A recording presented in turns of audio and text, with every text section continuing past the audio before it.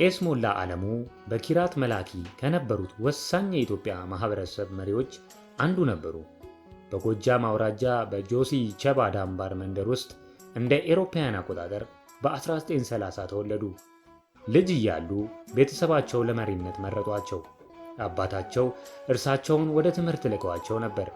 በመሆኑም በመሎክሴ አባ ነጋ አማካይነት ቄስ በመሆን ተሾሙ። ቄስ ሞላ ዋና ለእናቱ ለአባቱ ተፈቃጅ፣ አባቱ እናቱ ያለውን አክባሪ፣ በላኩት ተላከውን የሚያሟላ በጥሩ ተግባር አባታችን እናታችን ነበር ይሰማልኝ። አባታችን አለሟቱ ሲልኩት በትምህርት ነው የላኩት።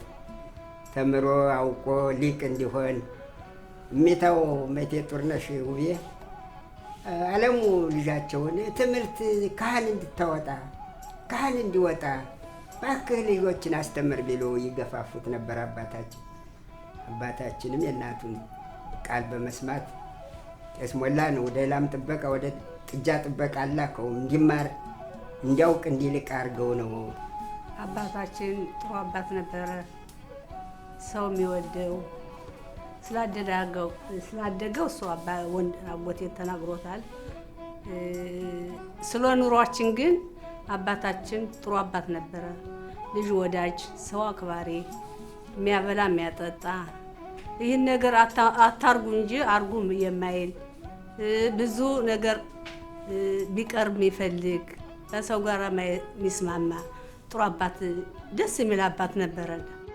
ቄስ ሞላ ለበርካታ ዓመታት ኢየሩሳሌምን ለማየት ከናፈቁ በኋላ እንደ ኤሮፓያን አቆጣጠር በ1991 በሚፍትሳ ሽሎሞ ከባለቤታቸው ከአስምራ ታከለ እንዲሁም ከልጆቻቸው ጋር ወደ እስራኤል ገብተዋል።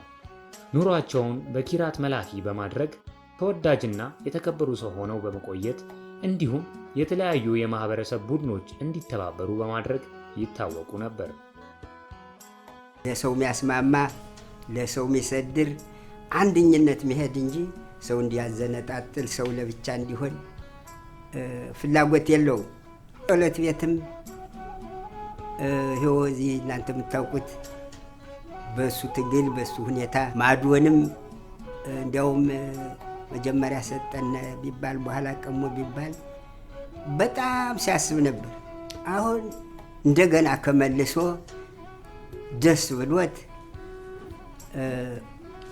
በጣም በእጁ ሆኖ ደስቶ ነው የሞተ።